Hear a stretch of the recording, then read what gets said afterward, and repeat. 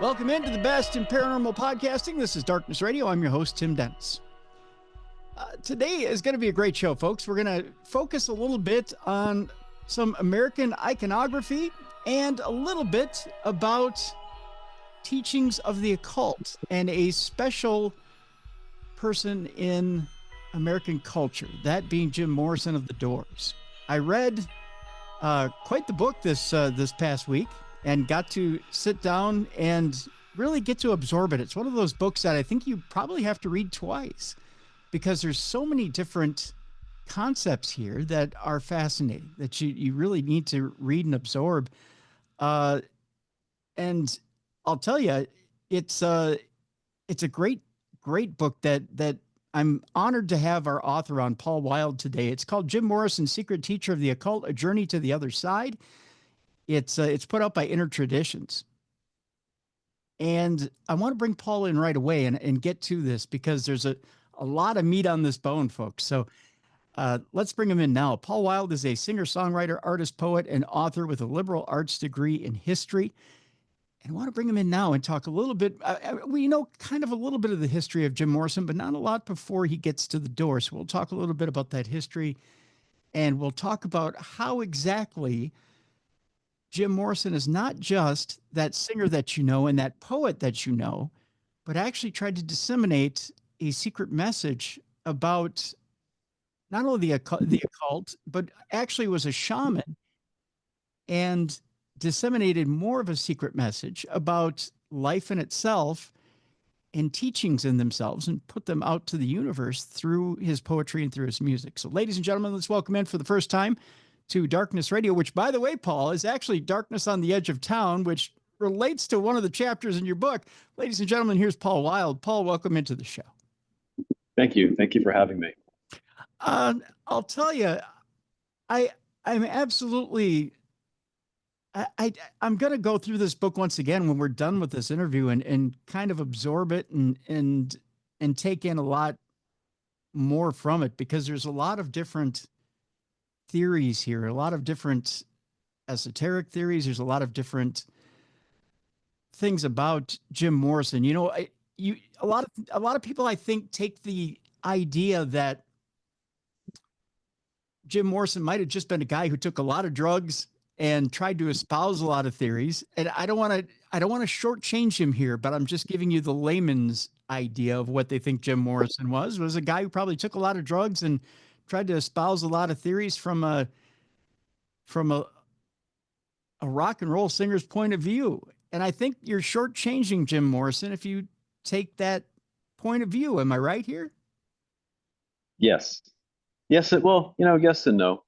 The Jim Morrison that is popularly known, he was a rock star, and he was a really good-looking guy who had a lot of stamina. He was in a very successful band with great timeless music, and it was the 1960s, and they were all young, so they partied. They had a really great time. Jim Morrison had a part of his personality to push things to the limit. So that was one of the reasons why he did so many different kinds of drugs, and he drank a lot, among many reasons.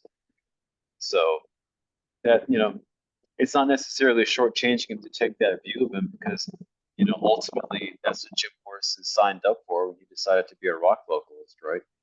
And he was beside himself with that decision over time. Like in his poetry, we read that we read lines in which he felt like he, as he put it, pissed his life away from rock music, which of itself would be remembered, poet or the writer or whomever. So he was ambivalent about that in the end, but he was every bit the American brand of the rock star in the 1960s for sure. I think the reason we shortchange him there is because he was so much more than that. He was not only well read, but I think a lot more well schooled than what we want to believe. And a lot more of a deeper thinker, even before the drugs. You argue in the book that these different drugs opened him up to a whole new universe rather than shut him down. I know we can get into it a little bit later in the program about how drugs can do one thing or the other. But to him, in his journey, it really did open up his mind, open up his spirit, and allow him to go further into his journey than I think he would have had he not gone to the extreme of using marijuana, LSD, and these mind-altering chemicals.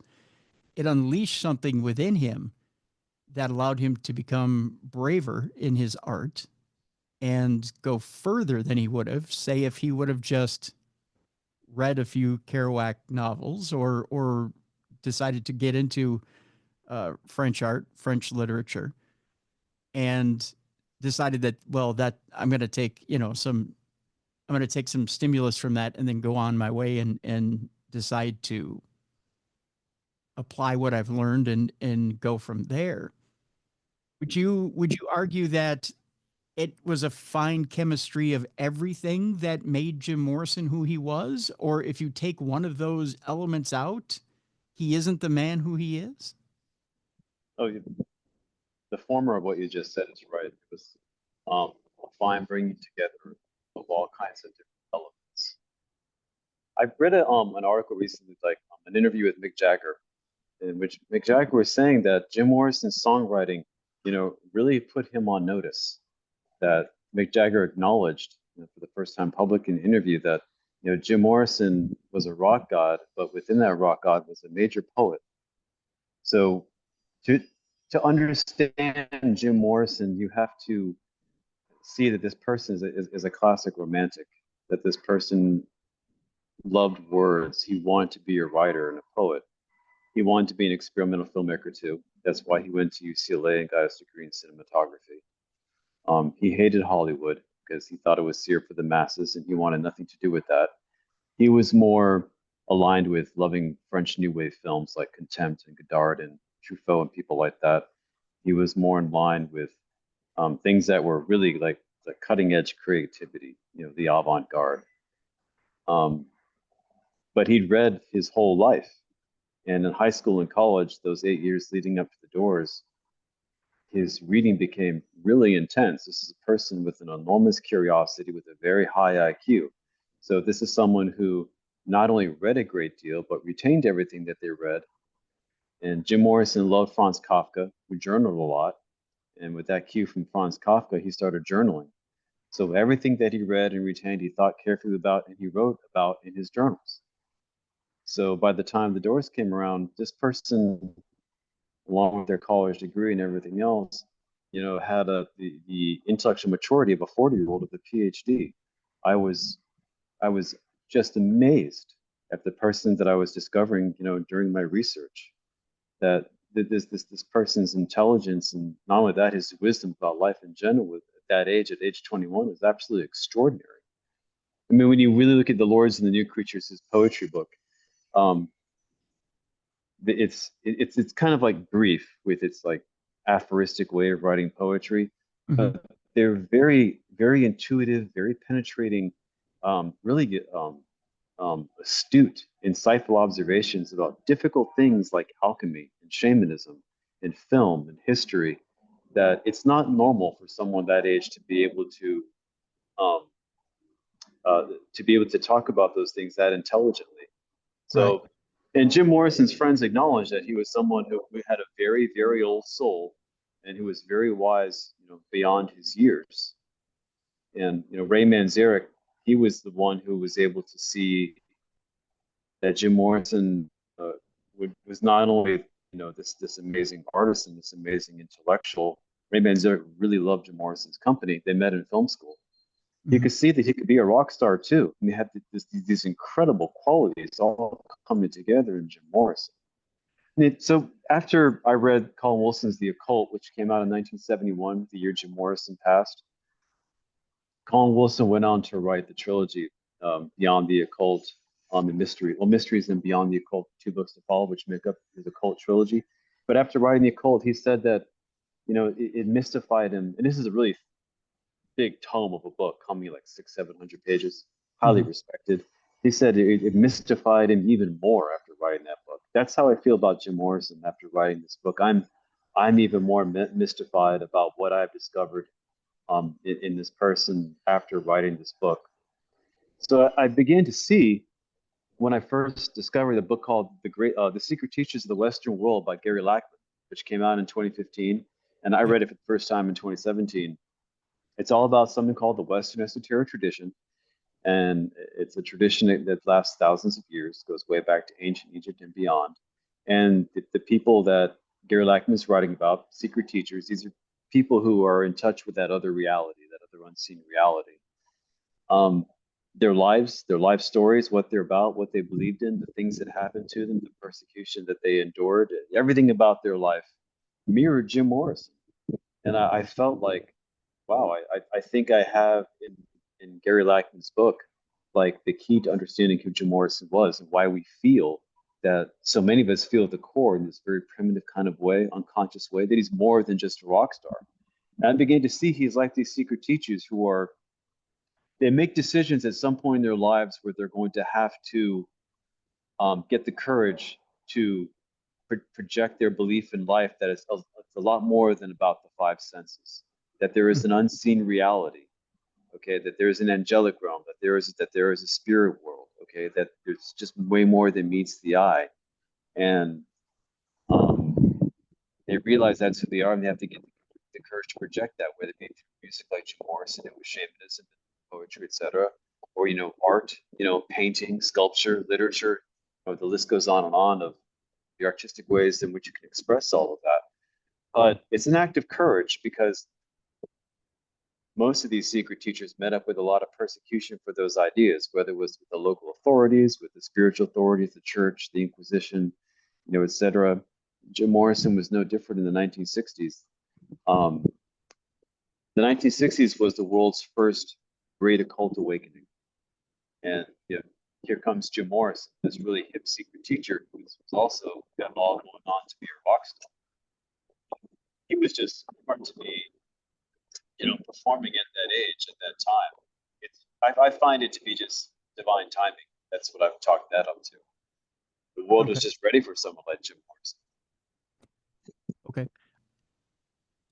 Let me redirect a little bit here, and let's start a little bit at the beginning here. Everybody needs a spiritual awakening, and in the book, you start kind of at his beginning, at the age of 4, when he sees the slaughter, if you will, out on the highway. Explain a little bit the slaughter in the highway, and how he may have felt like he might have had a spirit kind of jump into him, and at that point kind of charge him, if you will, or that he might have had a mingling of spirits, and at that point change his life forever. He said that was the most important experience of his life. This happened when he was 3 years old, and he was on a family trip in the northern New Mexico desert. And he came upon an accident in which these Native workers were dying. They had died. And he felt that one or two of their souls had leaped into his, and that one of them possibly might have been a shaman, and that those souls stayed within him for the rest of his life. When you look at this story beyond just the actual event itself, it begins to take on a great deal of meaning, which I spend a lot of the first part of the book talking about. It takes place by Los Alamos National Laboratory, where those Native workers were on their way to go work. That's where the first atomic weapon had just been built. It used to be the Los Alamos Ranch School for Boys, which one of Jim Morrison's favorite writers was a student there, actually lived there, William S. Burroughs. When General Groves is looking for a place to hold the Manhattan Project to build the first atomic bomb, Robert Oppenheimer convinced him to do it at Los Alamos. They bought the ranch school, and they turned it into the laboratory they started building. A lot of the natives in the area thought that it would just be temporary with whatever was going on that they were doing, but it wasn't temporary. It became permanent, and the natives there weren't too happy about that. So, in a much deeper spiritual level, here you have the eldest son of one of America's most outstanding military officers, because his father was an admiral, who has this extraordinary spiritual experience out in the desert, when America's military is involved in building the first atomic weapon. Now, when Oppenheimer convened the scientists, that was in April 1943 to start this. At the same time, in April 1943, the year of Jim Morrison's birth too, there was a man in Switzerland who accidentally spilled the LSD 25 he discovered 5 years earlier on his hand, and had a very interesting bike ride back home to his house in the same month that this happened. So it almost, the creator was like, look, if you guys are going to build an atomic weapon with this much destruction, then I'm going to introduce a drug which is going to greatly expand your consciousness, so you're aware of what it is that you might destroy. You can't get instant enlightenment from LSD experience, of course, but many people's lives have been changed. And Jim Morrison's life was one of those lives that changed dramatically. He was taking LSD when he could buy it over the counter in 1965, and he took a lot of it to break on through to that other side. And at that time, that's what people were doing. It was something that was really, really new. LSD was something that the CIA tried to use as a truth serum. It backfired. What happened was their CIA agents would leave the agency because they thought it was bullshit, and they discovered God. Yeah. So there's a long history with all of that. So to go back to New Mexico in the desert, it's a strange confluence of events that were happening, right? Also, that when this happened to Jim Morrison, Jack Kerouac was wrapping up the first hitchhiking trip that he wrote about, which became On the Road, and Jim Morrison said the doors would not have been possible if he had never read On the Road. It's really, when you look at the various chapters of Jim Morrison's life, they're spiritually extraordinary. They're breathtaking. It's an amazing story. And when I wrote, I thought there's no way that I can possibly get every element of all this in here, because you're going to run the risk of explaining him, and that's not what I wanted to do. Yeah. I want the reader to get a sense of just how mysterious this person and their life was, and the mysteriousness of its synchronicity in the time that it happened. Things happened very fast in Jim Morrison's life, and he saw rock music. Like all the past secret teachers, he found in rock music a way to express his connection with it of reality. And Jim Morrison was a very generous person. He just wanted to make great art to connect with people about who he was and what he knew about life. That's who Jim Morrison was. And he had a lot of problems. He was absolutely no saint. There are points in writing where I threw down my research materials, like, I don't want to write about this guy anymore. But you got to put judgment aside, right? And keep going. And the person that I discovered was very generous, very courageous, super intelligent, and he really gave himself over to the secret teacher's mission of opening up people up to cosmic consciousness through the music. There's some interesting points in the book. For someone who was so open spiritually, there were times, I think, in the book that are maybe a little bit frustrating. And I think I feel your frustration, and I want to talk to you about one of those points. It happens, and I know we're going to skip around a little bit here, Paul, but there's a point where he's dating his real first love of his life, which is Mary, and Mary at one point gets a little frustrated with him and takes him to church, wants to take him to church and pray with him. Mm-hmm. And if you would you tell our audience that story about them going to church and praying, because it's really one of those odd moments, and I want you to set up that story for the question I have for you about that experience. Yes, that experience is every bit as important in Jim Morrison's life as the one that we know in the popular culture about Jim Morrison, about the Indians in the desert. So the story goes, and I learned about this from Bill Cosgrave, who knew Jim Morrison for a couple of years right before the Doors happened. in his book, Jim Morrison, Mary and Me. And I thought it was very important. So Mary decides that she wants to take, so first of all, Mary Werbelow is Jim Morrison's college girlfriend. And they had a very close relationship. These two people really loved each other. Jim Morrison really loved her. And it was a very painful breakup for Jim Morrison. But in Florida, when they met, when Jim Morrison was going to St. Petersburg Community College, Mary decided to take him to a church one night because apparently she was concerned about, that Jim Morrison didn't believe in God, or maybe his faith wasn't there.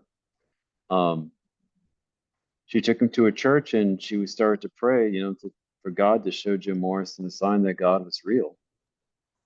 And lo and behold, they got one. And they both said that they saw a pen of light that continued to grow and grow and grow and become brighter and brighter and brighter in the back of the church until it really frightened them. And they ran out of there. They were frightened. Mm-hmm. And they told Bill Cosgrave this story one night at Mary's apartment in Westwood when they were both now in Los Angeles and Jim was going to UCLA. And at the end of the conversation, they were quiet, and Mary said, "That was a sign that I got from God." And Jim was like, "I don't know what that was, but whatever it was real, like it really happened." And this haunted Jim Morrison, I think, for the rest of his life, because in his poetry, you have lines like, "Thank you, O Lord, for the white blind light." Like he thinks about, why light and why blindness is, is equivalent to to holiness, because we know that, Paul on his way to Damascus was blinded by a light. But Jim Morrison was, with the Indian incident, the native worker incident, this incident at the church, Jim Morrison was pulled, into a real existential exploration of some pretty deep spiritual things that he wrestled with enormously. It comes out in the music. One part of, and when the music's over, I think that's the Doors' best song, On Strange Days. His rebelliousness is coming out. Cancel my subscription to the resurrection, send my credentials to the house of detention. I got this. It's that message out in culture. I got this. I'm being me. I'm going to be me. At the end of the song, it's different. It'd be screaming, "Save us, Jesus, save us," as if something has gone terribly wrong, where you need divine intervention. That's what that's saying. Yeah. Mm-hmm. So what I like about Jim Morrison a lot is that he had a spiritual awakening, but his spiritual awakening, he allowed everything in about the spiritual world. There's a lot going on with Jim Morrison than just the kind of rock and roll rebellion that the popular culture wants to box him into. That's not what's going on with Jim Morrison. Jim Morrison loved this painter named Hieronymus Bosch. He had a painting, a triptych called The Garden of Delights. The left side of the panel, there's human beings, it's almost like an orgy. They're all naked, they're in nature. It's like Eden. Well, it begins in the left panel. In the mid panel, it's like that. It's kind of Edenic, night in the 1960s, and everyone's just having a great time naked and all that. Then the right side of the triptych, it's hell. They're being tortured, they're in pain. So, and Jim Morrison was deeply fascinated with this triptych. When he was in Spain, he stood in front of that painting for hours and hours and hours, according to Pam Kerson. The painting's at the Prado Museum in Spain. And Jim was there visiting in those last 3 months of his life. He was living in France. They took a trip to Morocco and came through Spain. So with that painting, you can see the movement from, cancel my subscription to the resurrection.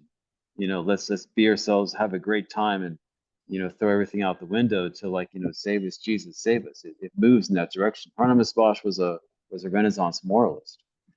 So this was on Jim Morrison's mind, and it fascinated him. And that experience in Florida, I think it stuck with him. Now, there's a lot of people out there that say that Jim Morrison might have been on the verge of becoming a Christian, might have been on the verge of asking for help that way, but thought that maybe one reason he couldn't, because he didn't want to lose his rock star image, and everybody would think he has sold out, blah, blah, blah. Who knows? We're never going to know the truth. Why? Because everything in Jim Morrison's life is mysterious and always will be. Everything about this person is deeply mysterious. I think it might even be a little more simpler than that, Paul. I mean, if you look at it, Pamela was his way of taking the controls off of everything, right? And kind of going wild. He becomes the Lizard King after that, right? Everything becomes kind of right brained after that. Everything is kind of he's giving into his reptilian brain. Um, he's giving into his indulgences. He's kind of going with the flow. He's opening up and letting kind of going with the flow, and he's trying to tap into the universe, so to speak, and giving into all indulgences, seeing how far he can take things. And maybe he's feeling like he's a little out of control. And I think those moments where he is saying things like, "Save us, Jesus, save us," I think he's reaching back for Mary. And I think he's reaching back for the times where he feels like, maybe I've gone too far. Maybe I see that there's only one end to this, right? There's only one way this is going to end. And it isn't good. And I know that at the end of this, because I have tapped into that universal consciousness, and I know that I only leave that, we don't get out of this life alive, or I'm trying to remember how the lyric goes, or we only get out of this life. How does the lyric go? I think he knew that, you know, he wasn't destined to be with us very long. And I think he knew that, that he knew that there had to be some sort of, what's a good way of putting this? He knew that he knew himself. In the end, he's a good person, right? And he was putting out good energy, or trying to put out good energy. But in the end, he was also trying to put out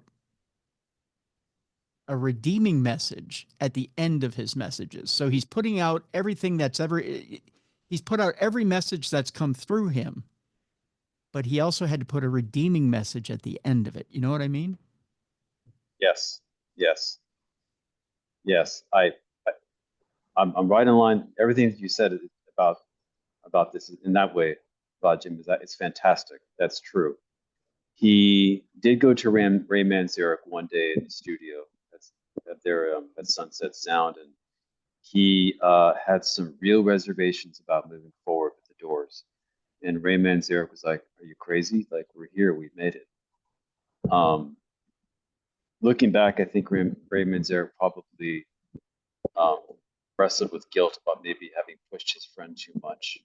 I think all three Doors in their own way really missed their friend and wondered if they should have taken a step back and maybe allow him to find help. It was hard back then. There's no AA back then. There's no rock and roll, Alcohol Anonymous like clinic, like the Betty Ford clinic where you can go to and all that, which Robert Krieger talks about and Set the Night on Fire.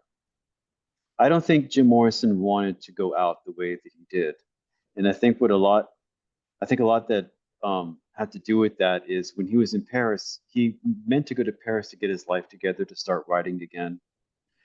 Pam really loved Jim Morrison a great deal. What she loved about him the most was his lyric writing and his poetry, and she really wanted him to have a quiet life as a writer. And she was getting that part of Jim Morrison in a way finally in Paris.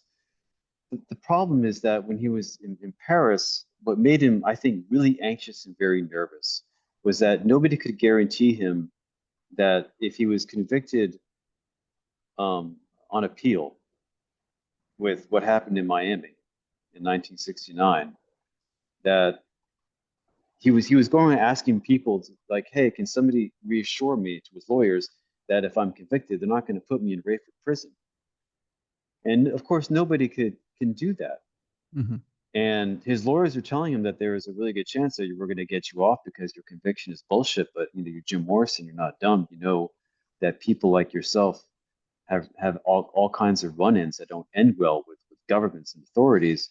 And you've already been convicted of something that you did not do. Jim Morrison did not expose himself that night. There's over 10,000 photographs submitted. Not one showed that. And there was not one eyewitness at that show could remember him exposing himself to the audience. Yet a three-woman, three-man jury convicted him anyway. Yeah. And the conviction was posthumously thrown out in 2010. So Jim Morrison was just like, what's going to happen to me if I go back? And I think that contributed to him drinking even more when he was there, because he did drink even more when he was there, and he wasn't really cleaning himself up. And things, unfortunately, got worse. And I think the persecution had a lot to do with it. Okay. Why don't we do this? We'll take a break here, Paul. When we come back, I told you I had a question for you that I wanted to take you in a different esoteric direction, and that's this. And we'll hold this for a little bit when we come back. Morrison had this way of grabbing knowledge from books, grabbing knowledge from dead masters, so to speak. But why not a live one? I'll talk to you when we come back about why not reach out to a live mentor? Why not reach out maybe to a group, or reach out to a society, or reach out to someone who's there now, an organized society, and someone who's got ancient knowledge, who could have reined him in, so to speak, and might have even kept him alive up until our current day. Was it destiny that Morrison not stay with us up until the current day? Or was it in his power to actually reach out to somebody who could have given him ancient knowledge and kept him around until our current day? We'll talk to Paul about that, and we'll debate it when we come back in just a bit. Again, the book is a fascinating one, and I'll tell you, folks, Paul's really put a lot of work into this book, and has talked a lot about the different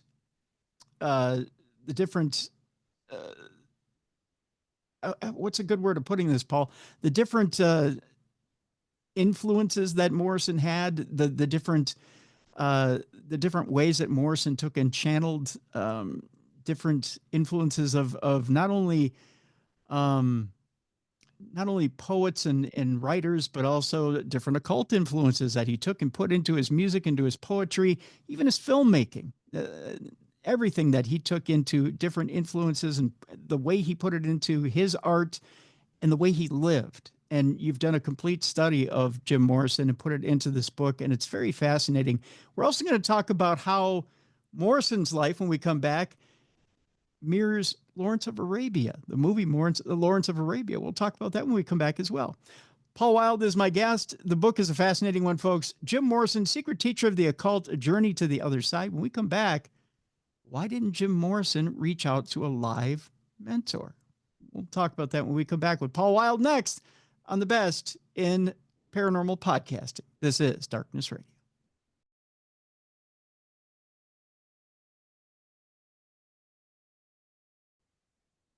Welcome back to the best in paranormal podcasting. This is Darkness Radio. I'm your host, Tim Dennis. My guest, Paul Wyld. The name of the book, Jim Morrison, Secret Teacher of the Occult, A Journey to the Other Side. So, Paul, in the book, throughout the book, you make the comparison, and you compare and contrast with the movie Lawrence of Arabia.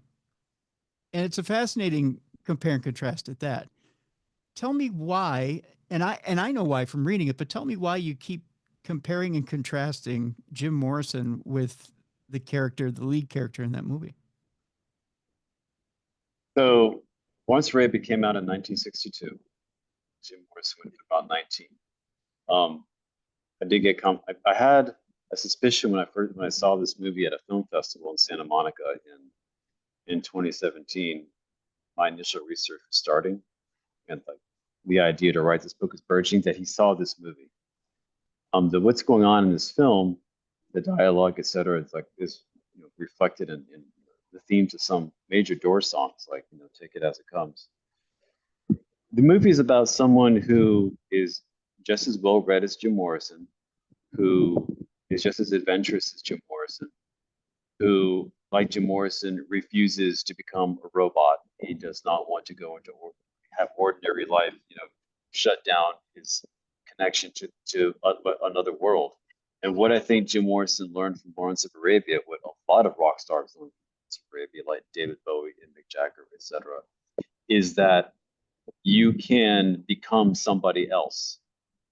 You can transform your person. You can shatter your identity and rebuild your identity in a completely different way and project a completely different side of yourself. That's what we get from Lawrence of Arabia. And this movie, kicks off the decade of the 1960s, where people are leaving everything behind that is, quote unquote, normal, acceptable life, and they're heading off into the unknown. And this is what T.E. Lawrence did in real life. Mm-hmm. He was arguably the first rock star in his way when he decided that he was going to become involved in leading the Arab Revolt. A journalist from a paper in Chicago, came and took photographs of him and took down his story. A lot of journalists did, but this is the person depicted in the film. And these images and his story made him world famous, right there at the end of World War I. The Arab Revolt happened between 1916 and 1918. And T.E. Lawrence wrote a book about all his experiences called The Seven Pillars of Wisdom, which I'm sure Jim Morrison read.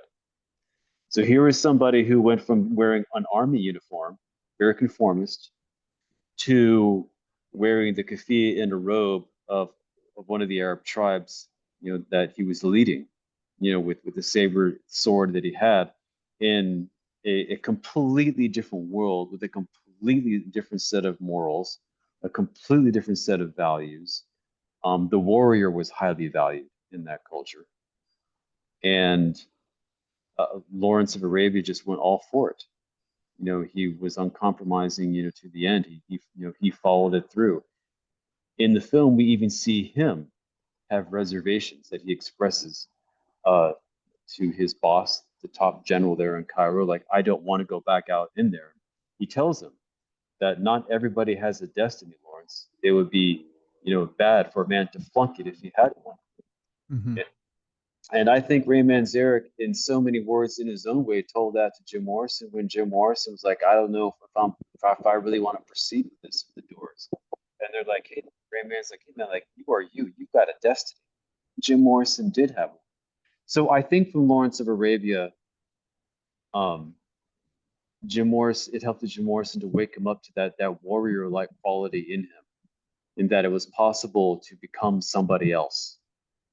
This is the same region in the Middle East that his other great hero, Alexander the Great, crossed and recrossed, during his initial campaigns into Asia. So I think from Lawrence of Arabia, Jim Morrison, like other rock stars, are like, well, I can become somebody else, and I can do it in this wonderfully elegant, awesome, adventurous way. This is a film that inspired Steven Spielberg to become a filmmaker. He said he went to see that movie when he was a kid in Phoenix, and he was like, wow, what did I just see? And you can see in a lot of films, especially by Steven Spielberg in particular, the influence that Lawrence of Arabia, had. So I learned from someone that went to school, film school with Jim Morrison, that they did have to watch this film and study this film in class. So I was able to receive, confirmation that my suspicion about this, was right. So I just felt, wow, this is another big part of the story, because that film to this day has had so much influence on many artists and many filmmakers, on rock stars and filmmakers, both. And Jim Morrison was both a rock star and a filmmaker. Yeah, most definitely. With that, I have to bring it around to this. So, you draw the parallel in the book between Lawrence of Arabia and the college kid, the college kid slimming down and getting into the Mexican wedding shirt and the leather pants and becoming the Lizard King. the iconic image that we see on, I know the Best of the Doors album is the best one I can think of. The one photograph that he claims he hates. And of course, you also point out in the book that he hated photography, which I thought was very interesting. And I'm trying to remember the quote about what he said about photography. You may know it better than I. Yeah, he didn't say he hated photography. He said that he just he was beside himself that he had to that he one day would have to look at him posing for pictures. Like he really felt like, you know, posing for pictures was just absurd, because he did not want to be remembered for being a sex symbol rock star. He wanted to be remembered for his words, his poetry, his art. And he felt like that one day it was just gonna really, really mess up a lot about what That's what it was. That's what it was. Thank you for correcting me. So he transforms himself, much like T.E. Lawrence transforms himself to Lawrence of Arabia. And he's fully in his lizard king persona at the end of his life and or career. With this, I ask you, and we'll transform ourselves now into this question, which is this, Paul. There has to come a time where an artist transforms himself into the next part or period of their career. And you brought up an excellent example in Mick Jagger. How many times has Mick Jagger changed himself over his career, or changed his look, changed his the way he approaches himself on the mic? Although it's the same style, that hasn't changed, but he's changed little nuances of himself to keep going throughout the decades in order to keep it somewhat fresh. The sound really hasn't changed, right? I mean, it's changed slightly, but it's still the same old Rolling Stones. You do point out in the book that at one point Jagger shows up to a Doors show to try and get an idea of how to entertain stadiums, because at this point they were starting to play stadiums themselves, and he was trying to get an idea of how to captivate an audience. So he wanted to see how Morrison was doing it, and it ended up not being a very good night for Morrison. Do you want to tell our audience a little bit about that night? Right, that's the night that the Doors had played the Hollywood Bowl. I thought that was a musically a fantastic show, and Jim Morrison was high on acid that night. But I also think Jim Morrison wanted to deliver a musically really good show at the Hollywood Bowl, because it was being filmed, and he did not want to mess it up with like invoking a riot or creating a riot or anything like that. Mick Jagger was also in the audience, and he wanted to make an impression on someone that he really admired musically as well. He thought Mick Jagger was a quote unquote a prince among men. That's an interesting night, because even though, well, first of all, comparing Jim Morrison and Mick Jagger is kind of ridiculous. Mick Jagger is someone who is naturally, physically, he's already naturally a slim person. Yeah. His father was also a phys ed teacher. So taking care of himself was ingrained in his mind at a very young age. Jim Morrison was different. He was someone who was pudgy, almost chubby most of his life, and then he deliberately slimmed down. But in the end, it wasn't very sustainable. Jim Morrison was not someone like Mick Jagger, where if you go on YouTube, you can see him to this day, you know, getting to the gym for 2 or 3 hours every single day. With Jim Morrison, like I can't see that at all.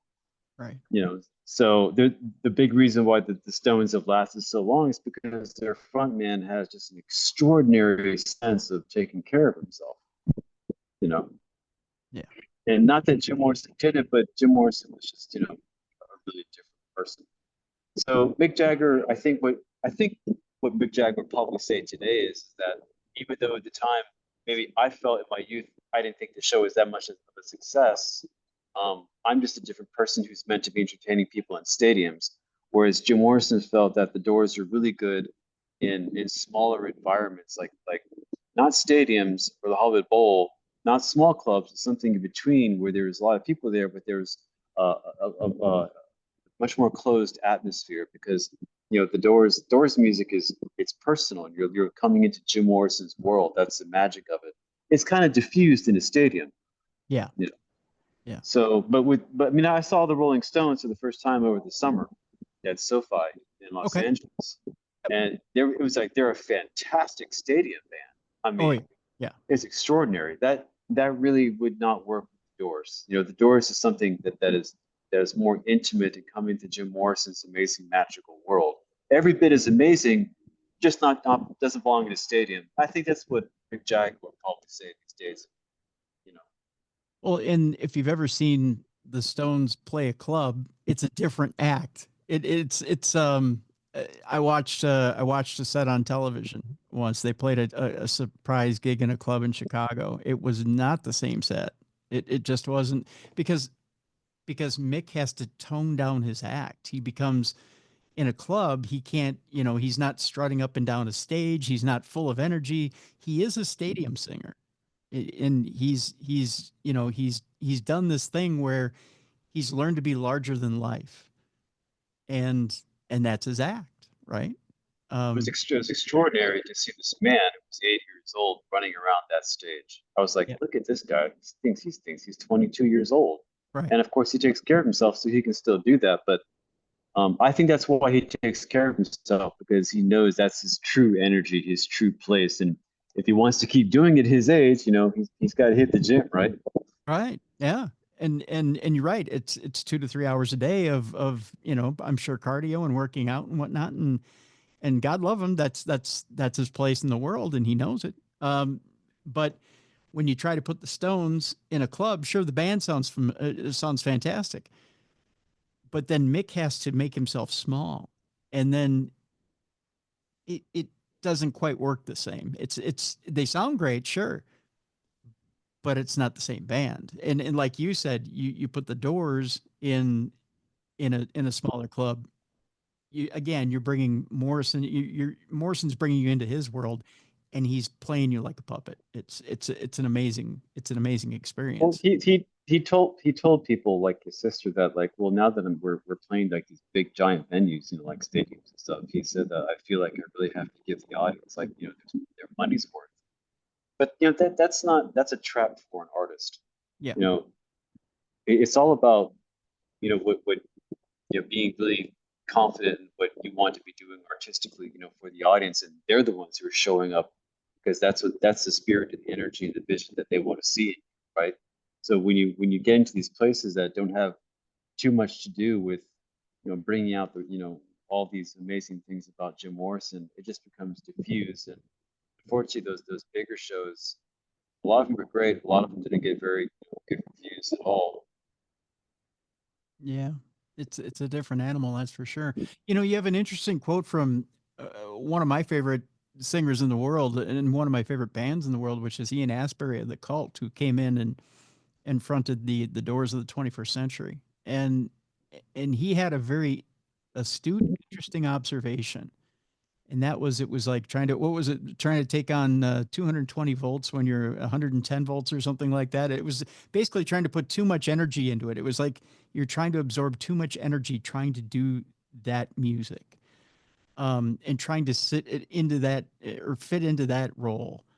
It was like trying to I take. chose I chose that quote because, in relation to what Ram Dass is saying about the electricity that is involved in spiritual awakening, you know the jolt of energy that comes with, the expansion of your mind, of cosmic consciousness, and sudden awareness of the spiritual world. And here was Jim Morrison, like, between these 3 points with Van Zurich and Densmore and Krieger to his left. I mean, it was the killing field. It was the place where, like, the energy is just so intense. And Jim Morrison is a shaman, and you have this tremendous voltage of spiritual energy coming through. We're human beings with a central nervous system. You can burn it out, and I think that's partly, what happened to Jim Morrison, is that, to an extent, he burned out his inner circuits, with the tremendous amount of psychedelics that he did, all the spiritual energy coursing through him. Like, he told Frank Lozanjo, his friend, like, I drink to shut the demons up in my. I'm clamoring, for my attention to be creative. So, wow, what can you say to that? But, wow, if that's what you need to do to shut the voices up in your mind, is just drink a lot. So that's why I chose that quote from Ian Astbury, because I thought out of anybody who would know about this, one, he's a great singer with the cult, and he also went on tour with the Doors, the 21st Century Doors. So I thought if anybody would know how Jim Morrison felt, it would be Ian Astbury. And I thought he did an amazing job of stepping in and performing the material, but you could tell he was a different singer than with his own band. With his own band, he's powerful. I mean, he steps up there and man, he knocks it out of the park. And I get chills thinking about listening to the Cult's music and seeing them in concert. But when I saw him with the Doors, I saw him making himself smaller. I saw the 21st Century Doors at an amphitheater on Indian Reservation outside of Tucson in 2003. I'll say that 10 times. I thought it was an absolutely fantastic show. I was really surprised. It was monsoon season. The monsoon was rolling in with thunder and lightning and rain, and they used that to go into Riders on the Storm as the first song. So the energy was all there right off the bat, right? And then halfway through the second song, Roadhouse Blues, the audience, seemed like the audience was too. We were picking up on the energy, like, oh, this is not a nostalgia act. This is a real rock show. Like, they're here to play music. And at the end of Roadhouse Blues, man, Ian Astbury was just somebody put a quarter into him. He's like, tonight, I remember him saying, tonight the gloves come off. And the rest of the show, he was present. He was point on, and it was a great show. It was a fantastic show. I thought he did I didn't see any other shows, but this one was great. That's good. Where did you see him? Where did you see him again? It's an amphitheater on Indian Reservation, like a casino resort type place, Okay. west of Tucson, Arizona. Okay. Because I had seen him. I'm trying to remember. In 2003. Okay, because I think this was a TV special I saw, and it seemed to me like he was making himself smaller so that he wasn't overshadowing the rest of the group. Like the group, he wanted to make sure the group was featured, and he didn't want to overpower anything. And I think this is when he was first in the group, so he didn't want to feature himself too much. So I see. Yeah. So I think it was kind of like, well, I'm here, but I don't want to, I want to make sure I don't want to step on any legends or anything like that. So that night was great because Ian Astbury was there and everything that Ian Astbury was all about. But at the same time, he let the audience know that the presence behind the words was there too. He had something but love and respect for Jim Morrison, and he showed that throughout the show. Jim Morrison's spirit was definitely there. And that had a lot to do with how Ian Astbury led the band that night. Good. That's good to hear. So that brings me to my next question here, Paul, which is this. Of course, we all wish that Jim were here to this day. There's some people that are convinced that Jim is here to this day, that maybe he faked his death in France. I won't go into that. But John Densmore said that if there's anybody who would pull that off, it would be Jim Morrison. Go ahead. Yeah, that's true. Well, let me get your opinion on that. Now, do you think that there would have been a chance that Jim would have done that because of the picture? Oh yeah. Yeah. Like I said, he was really worried about what would happen to him back to the United States. He lost on appeal. I personally think that they were trying to put him in prison to get him killed. Now that I know about the Western esoteric tradition and secret teachers, a lot like Jim Morrison, like Giordano Bruno. So Giordano Bruno, he was executed in 1600. He's Italian. He was an occultist, very brilliant person. He had to leave Italy in the beginning of the 1590s. No, I think a little bit before then. But he returned like 1592, 1593, thinking that the Italian authorities had forgot about who he was and his message and his whole way that's about him. It's very similar to Jim Morrison. That didn't happen. And he had a falling out with his patron in Venice. And before you know it, the Pope has him locked up for 6-7 years. Then he's put to death. But he took a gamble. He thought that if I go back to Italy, maybe maybe things will have, maybe they'll they'll forget who I was, or maybe they'll remember who I was, but they won't care anymore. So Jim Morrison was wrestling with similar questions about what's going to happen to him if he goes back to the United States.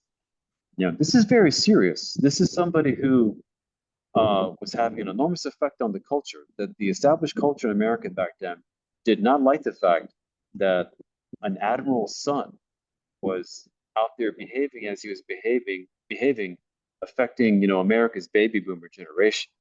Mm-hmm. And his father actually went to the Navy and said, "Listen, do you want me to resign because of my son?" That's powerful. Yeah. That's a lot of influence. So they were out to get him, and they got him in Florida. And this made him, very, very nervous. So would Jim Morrison have done something to disappear? Yeah, that's a possibility. That's a possibility. Now, when Ray Manzarek got news of what was happening in Paris, that he might have died, he sent Bill Siddons out there, the manager. Mm-hmm. And when Bill, to get a hold on what's going on, all that, when Bill Siddons called Ray Manzarek, and during that conversation, Ray Manzarek said, "Well, did you lift the coffin and see the body?" And Bill Siddons was like, "No, I didn't." So Ray Manzarek's reply was, "So as far as we know, we could have, they could have buried an empty coffin." That's true. That's a possibility. There's only 5 people at the funeral. It happened very quickly. They buried him quickly. Yeah. I think, well, if, like all things Jim Morrison, again, we're just not gonna know. But I think maybe in the ballpark of the truth is that the coroner's report, the doctor's report, said that he died of a heart attack. Mm-hmm. They didn't do an autopsy, so they didn't find heroin. Now, they signed the death notice very quickly, and Pamela Curson did not put there that he had next of kin in the United States, which would have delayed the burial. And if they delayed the burial, it would have given the Parisian authorities, more time to maybe say, well, maybe we should do an autopsy. And if they did an autopsy, they'd probably find heroin. They found heroin, then it becomes a possible murder investigation. And that puts Pamela Curson at the center.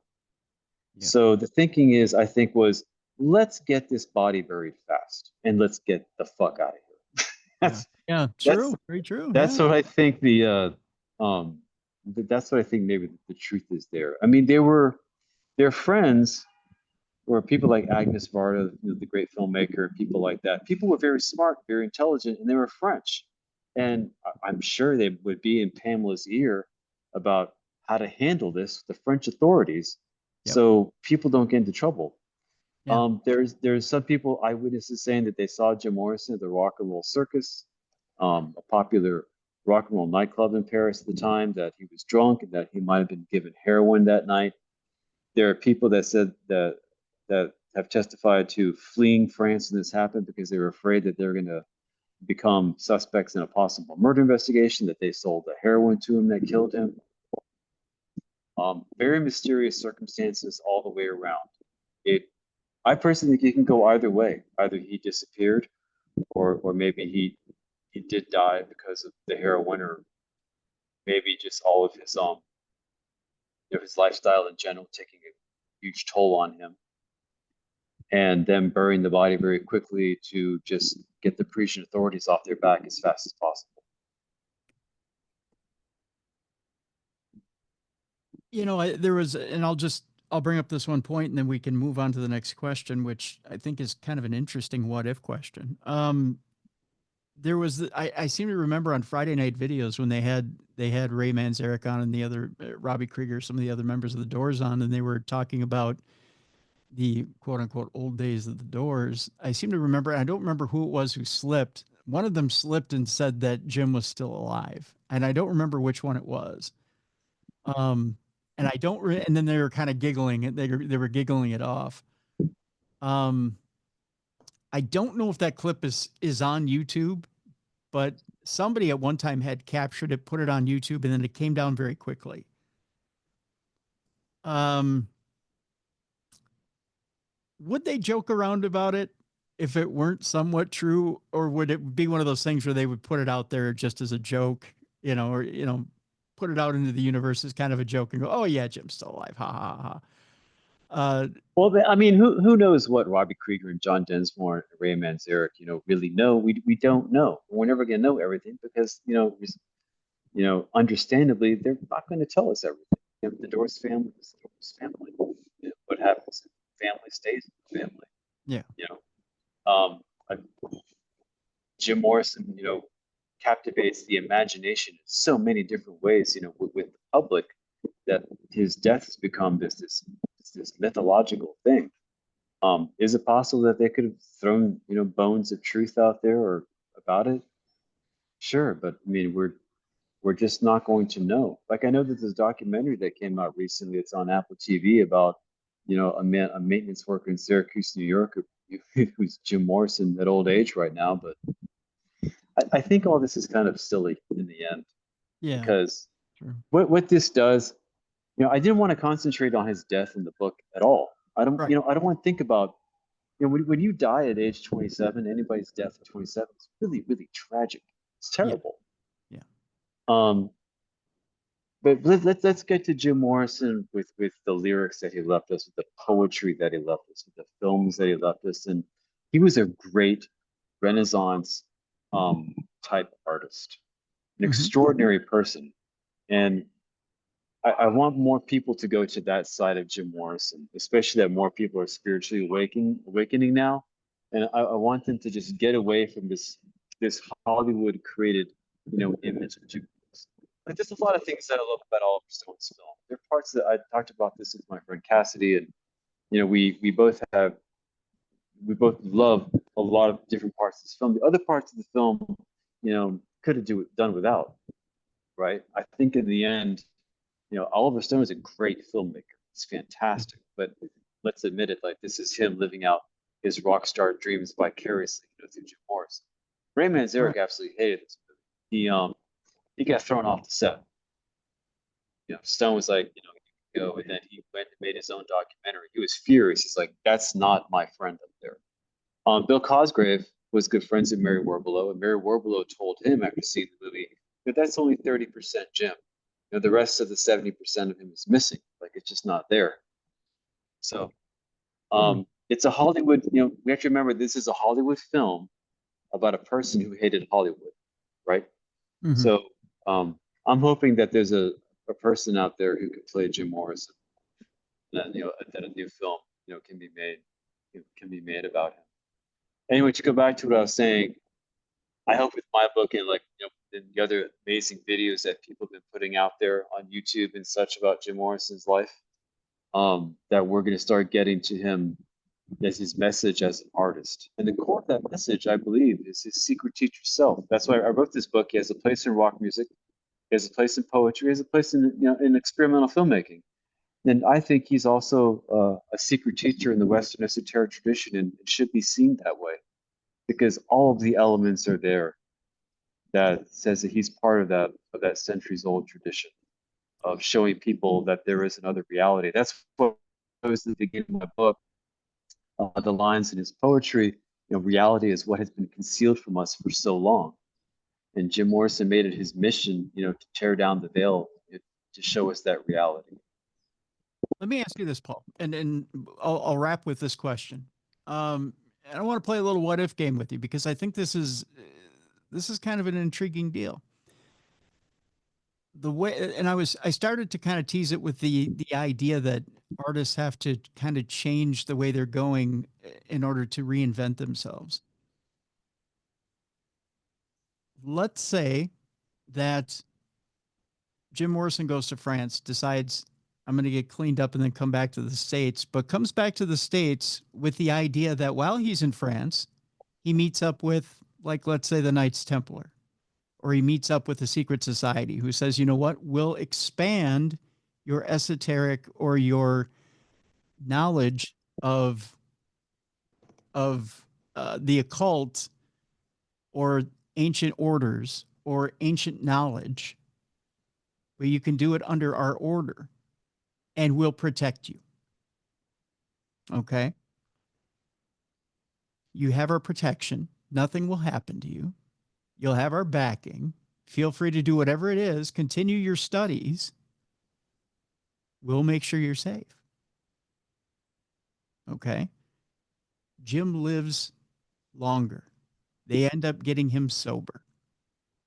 He continues a different rite of passage, so to speak. He gets under an organized group, whether it be the Templar, whether it be the Masons, whether it be another group, the Rosicrucians, whoever it is. Do you see Jim Morrison taking on a group like that? Because he has mentioned different types of things like alchemy, and he was kind of leaning towards, you know, that sect. I want to say, like he could have gone that direction. He could have studied that form of the occult, or he could have gone to that side of the occult and maybe looked into those sets of ancient knowledge. Do you think he could have gone that direction if he had have lived longer? I'm we can, as far as playing a what if game, sure. Who knows what Jim Morrison might have done had he lived. And this is an unpredictable person. So I'm inclined to say no, because, well, he found a copy of the History of Magic and the Occult by Kurt Seligmann when he was in high school. He kept it for years. And he said he also had a book on reptiles. And the first line in that book, I forget the line, but he said that the first line of that book on reptiles stuck with him. Mm-hmm. And I think the opening quote that Kurt Seligmann chose to open the History of Magic stuck with Jim Morrison. It's a quote by Albert Einstein. And it says that the fairest thing that we can experience is the mysterious. And I think that Jim Morrison, that stuck with Jim Morrison too. He kept that book for quite a while before he gave it away to his friend Ed Martin when he was at FSU. And Jim Morrison, we can say, is pretty much the most, mysterious, rock vocalist that you can experience in rock music. And that to me is the essence of the occult, is that you're participating in many things. You're participating in mysteries. And the very act of these participation, these mysteries, is what keeps the wonder of your being, of your inner child alive within you. And I think that is part of the very strong appeal of exploring the occult and all the many, many different ways that you can do that. To answer your question, if Jim maybe, I'm inclined to say no, because Jim was just not a joiner. If he probably joined, he probably would have been even more disruptive than Aleister Crowley was when he joined. What was it, the Order of the Golden Dawn? They were in London. Yes, the Golden Dawn. Yeah. Things probably would have went even worse. He just wasn't really a joiner. Jim Morrison wanted to express his connection with the spirit world, with the angelic, with that other reality, through poetry, through words, through film, through music. He was at his core an artist, and like a typical Sagittarius, he needed his freedom. And I think that the more ceremonial aspects of those orders and groups that you mentioned, that he probably would have felt confined by that over time. Okay. I think he would have been very interested in what they were into. I think he would have been very interested in all of the literature associated with Rosicrucianism and Templars, etc. Jim Morrison, you can bet he had some kind of a working knowledge about those types of groups and things like that. Yeah, but as far as if he was alive and joining them, in which he would have become like a dedicated, acolyte, rising in degrees, I don't think so. Okay. Fair enough. I just one of those questions that as I was reading the book, I thought, had they have offered protection in exchange for membership, would he have taken it? I wonder if that would have extended his life any. So I figured I'd ask you that question. So just an interesting what if. I don't know if anyone had ever asked you that question before. I mean, no. And it's a very good question, because there were people in his life who were connected to, different types of occult orders. His other girlfriend was Patricia Keneally, they were actually married in what is known as a Celtic knot tying ceremony. And she was, she was a practicing witch. She was into witchcraft. And Jim Morrison was interested in those things immensely. And in some ways, one new friend said Jim Morrison kind of reminds her like a Druidic priest, or I can completely see that. But I just cannot imagine Jim Morrison actually going into a type of order that he was going to have to do X, Y, and Z and like in the rigorous way that is demanded of you, and sticking with that program to ascend in degrees, even if they offered him protection. I mean, I don't think Jim Morrison was someone who would become like a Freemason or something like that. Okay, fair enough. Fair enough. That said, who knows? We're talking about Jim Morrison here. Who knows? That's very true. Well, I encourage people to go pick up the book, Jim Morrison, Secret Teacher of the Occult, A Journey to the Other Side. We have a link in the description of this program, so we'll make it easy for you to go get that book. Again, it's an enthralling book. It's a very interesting book. Paul, you've outdone yourself, my friend. It is fascinating.